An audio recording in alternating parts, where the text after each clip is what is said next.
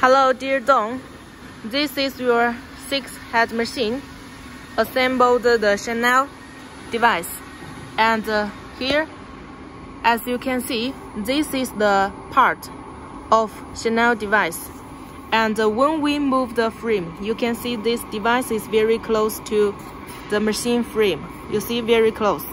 But we can't make it too close to the frame, or the machine will hit the frame. So the working area of this machine is not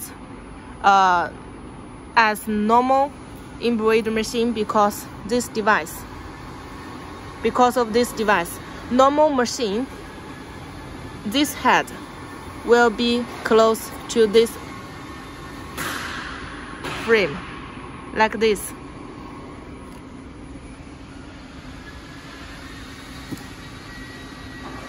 Like this. No such device, this head can move very close to this frame. So the working area of this machine can be 40 by 50 centimeters. But for your machine, because of this device effect, the working area is not so big. The X direction, no effect, but Y direction, smaller than before. We already set origin for it, so when you operate the machine, it won't hit the frame.